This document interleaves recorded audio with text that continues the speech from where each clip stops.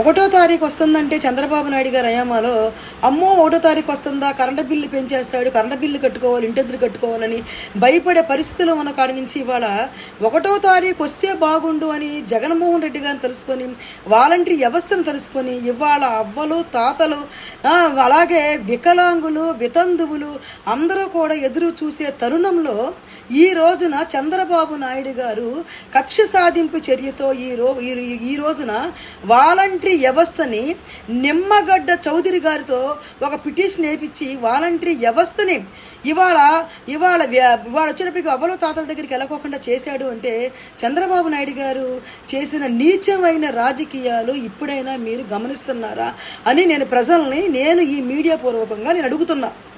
ఈ రోజున ఇవాళ భర్త వదిలేసి లేదా భర్త చనిపోయి 50 ఏళ్ళు వచ్చి బిడ్డలు లేకోకుండా అలాగే బిడ్డలు ఉండి బిడ్డలు చూడుకోకుండా ఉన్నవాళ్ళు అలాగే ఆ హ్యాండిక్యాప్ నడవలేకోకుండా మంచం మీదే ఉన్నవాళ్ళు 70-80 ఏళ్ళు వినపడకోకుండా నడవకోకుండా మంచాన పడి పచ్చివాతం వచ్చి కూడా బతుకుతున్న వాళ్ళు ఎంతోమంది పెద్దలు ఈ రోజున ఏడుస్తూ ఇంట్లో ఒకటో తారీఖు కోసం ఇవాళ గుమ్మాలు ఎదురుగుండా కూర్చున్న వాళ్ళకి నువ్వు తీసుకొచ్చి ప్రజలకు సర్వీస్ చేస్తానన్నా మనిషివేనా అని నేను అడుగుతున్నా. ఇవాళ నోటికాడ కూడు తీసేసే విధంగా ఇవాళ పెన్షన్దారులకి వాలంటరీ వ్యవస్థను ఆపేసేసి పెన్షన్ ఇవ్వకోకుండా చేశావంటే ఇంతకన్నా ఉసురు ఏమన్నా ఉంటుందా చంద్రబాబు నాయుడు అడుగుతున్నా. నువ్వు ఆ రోజున గుళ్ళు పగలగొట్టి ఎంత ఉసురు పోసుకున్నావో ఈ రోజున పెద్దవాళ్ళు నోటికాడు కూడు తీసి అంత ఉసురు పోసుకుంటున్నావు చంద్రబాబు నాయుడు. నువ్వు గమనిస్తే నీకు మళ్ళీ మేము పసుపు కుంకుమ రూపంలో ఓట్లు కొంటాను డబ్బులు ఇవ్వటానికి వెళ్ళట్లా మా వాలంటీర్స్. కేవలం ఇవాళ 5 సంవత్సరాల బట్టి ఇవాళ పెన్షన్దారులకి నిద్రపోయిన వాళ్ళని లేపి పెన్షన్ చేతిలో పెట్టే విధంగా మేము ఈలోపు వాలంటరీ వ్యవస్థ పెద్దవాళ్ళకి ఆసరాగా ఈ రోజున ఉందంటే వాళ్ళ నోటుకాడ కూడు తీస్తున్నామంటే నీకైనా నీచమైన వాడు ప్రపంచంలో ఉన్నాను అడుగుతున్నా. నువ్వు ఇంకా ప్రజలకు ఏ సేవ చేద్దామని వచ్చావు. నేను వాలంటరీ వ్యవస్థను ఉంచుతాను గెలిస్తే అన్న మనిషివేనా నువ్వు మనిషివేనా అంటున్నా.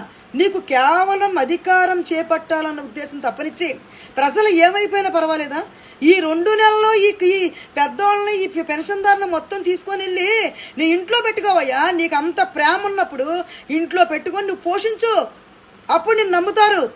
ఇవాళ ప్రభుత్వం జగన్మోహన్ రెడ్డి గారు గత 5 సంవత్సరాలు బట్టి ఇచ్చే పెన్షన్ని మా వాళ్ళని వెళ్ళకోకుండా చేసావంటే నువ్వు నిమ్మగడ్డ చౌదరి గారిని పక్కన పెట్టుకొని నీకు ఇష్టం వచ్చినట్టు నువ్వు చేస్తున్నావంటే చంద్రబాబు నాయుడు గారు తప్పకోకుండా మీకు ఇవాళ ఉన్న ప్రతి ఒక్కళ్ళ ప్రజల ఉసురు తగులుద్ది. ఇవాళ కేవలం మాకు ఉన్న వాళ్ళకి లేని పెత్తనదారులకి లేని వాళ్ళకి జరిగే ఈ సమరంలో మేము తప్పకోకుండా కూడా ప్రజలు మమ్మల్ని ఆదరిస్తారు. ఎందుకంటే మేము ప్రజల మనుషులము కాబట్టే మేము వాలంటరీ వ్యవస్థను పెట్టి నువ్వు గమనిస్తే నీకు ఏదో పెన్షన్ ఇస్తున్నావంటే ఏదో ఆడతా పాడతా తిరిగే వాళ్ళకి కాదా పెన్షన్ ఇచ్చేది జగన్మోహన్ రెడ్డి గారు.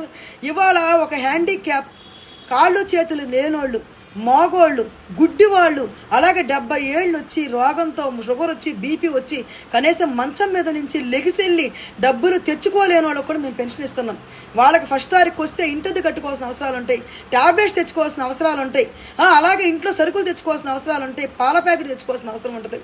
ఇవాళ అలాంటి వాళ్ళ నోటి కాడ కూడు నువ్వు కొట్టి ఈ రోజున ఏదో ఆనందాన్ని పొందుతున్నాను అనుకుంటున్నావంటే ఈ ఆనందాన్ని నువ్వు పొందటం కాదు, నువ్వు వాళ్ళ ఉసురు పోసుకుంటున్నావు. తప్పకోకుండా ప్రజలు గమనిస్తున్నారు. అరచేతితో ఆకాశాన్ని ఆపలేవు, అరచేతితో సముద్రాన్ని ఆపలేవు. ఇవాళ నువ్వు చేసే నీచమైన రాజకీయాలు నువ్వు వాలంటరీ వ్యవస్థను ఆపగలుగుతావు కానీ అదే వాలంటరీ వ్యవస్థ ఈ రోజున ఎన్ని సంవత్సరాలు ఇచ్చిన పెన్షన్ని కృతజ్ఞతగా ఈ రోజు పెన్షన్దారులు అందరూ కూడా కళ్ళు లేకపోయినా గుడ్డి వాళ్ళైనా నడవపోయినా కూడా తప్పకోకుండా బూతుల దగ్గరకు వచ్చి జగన్మోహన్ రెడ్డి గారిని నా బిడ్డగా లేకపోతే నా కొడుకుగా నా తమ్ముడుగా భావించి ప్రతి ఒక్కళ్ళు ఓటేస్తారని నేను తప్పకోకుండా బల్లగుద్ది చెప్తున్నాను.